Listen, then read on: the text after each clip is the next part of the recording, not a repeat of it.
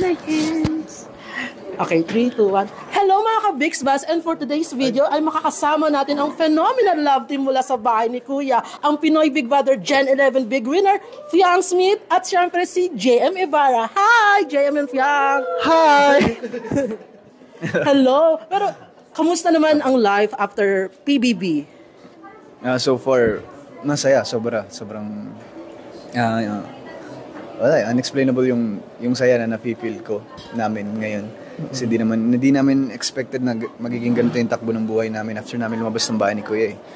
And ikaw, baka may gusto kang sabihin. Yes. Ayan, hindi naman din namin expect na akala namin paglabas ng bahay ni Kuya ay as a normal na tao na tayo, diba? And, nasaan?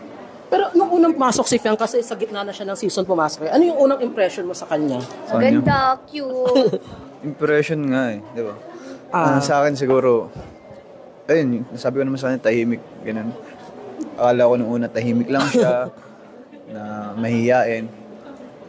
Ay, boto ko to. Ay, joke lang. Ayun, yun ang impression ko sa kanya na mahihiyain, ganun, tahimik.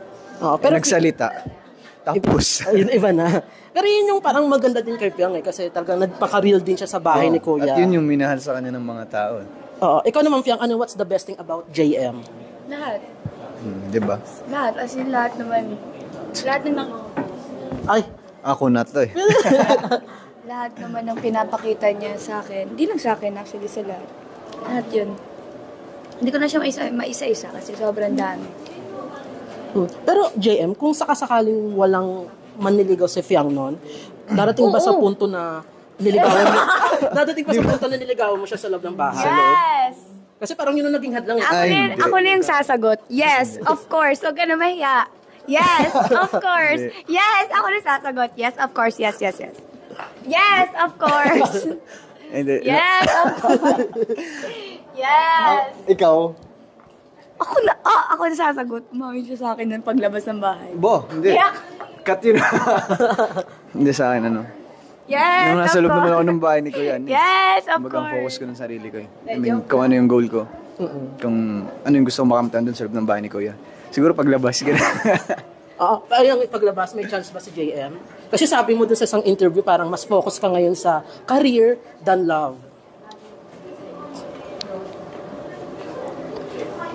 Yeah! Sobrang oo. Oo naman, yes. Why not, diba? Bakit naman hindi? The way niya padang akong alagaan, the way siya mag-care, the way niya akong i-guide. Why not? Saka kung wala namang pag-asa, pilit natin, di ba?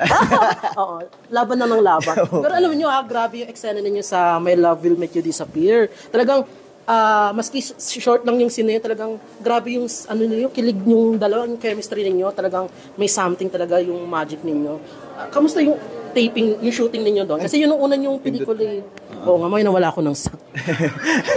Hello. Ito ng audio. Pindot pa more.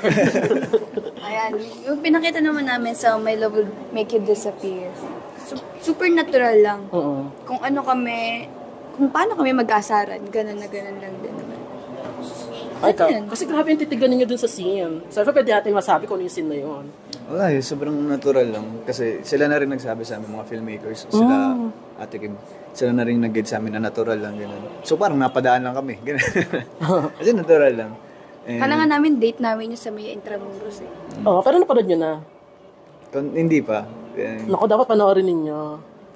Bukas. Pero ano pa yung mga masasabi nyong kumbaga memorable sa inyo ngayon nandito na kayo sa labas ng bahay ni Kuya? Ako palagi kong sinasabi, sobrang memorable sa akin nung Valentine's. Kasi first time ko nga yun. Siya yung first na lalaking gumawa sa akin. I felt so like, as a dalagang Pilipina, yeah. From SM Caloocan ka pa nun. Oo, totoo. Alam mo Nandun ako. Piyang Slayers ka ba? Admin.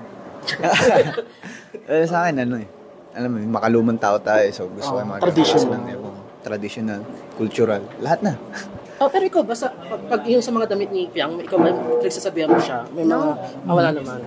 Kung saan siya, Siguro kapag, na nire-remind ko lang siya every time na wala ako sa tabi niya. Tapos, may pinapasok sa kanyang ganito, ganyan. Na alam mo yun, matinik sa mata ng iba. So, nire-remind ko lang siya, mag-ingat, ganun. Pero kung saan siya komportable. Okay, last question. We have a new season of PBB. Sino yung sa tingin ninyo, parang sino yung gusto niyo maging big winner? At ano yung mapapayo ninyo sa mga bagong set of celebrity housemates? Papayo, makakarating ba sa nila? May isa-send natin Malay kay mo, Kuya. mapanood nila pagbukas. Saka may pang mga papasok Sa akin. kayo. Sino sa'yo? Sa akin, sa tingin ko, si Sneer talaga. Is niya. Sneer. Or Sa GMA, sino? si Charlie, pwede. Si Charlie sa GMA. Yes, okay. Sa akin, Tigisa, network. Sa GMA, sa Kapuso, sino? Pwede naman Sa si... kapamilya, sa akin, si River. Si River din, actually. Mabait din. But As in, sobrang... before Kasi pa siya nagsama na kayo sa mag-PBB. ano yun. Oo. Actually, and friends niya din yun. Kaya yun yun. Sa Kapuso, si Charlie. Bongga ni Charlie, may ano. Then sa kapatid, Kapatid sa ano, parang, charot. Thank you.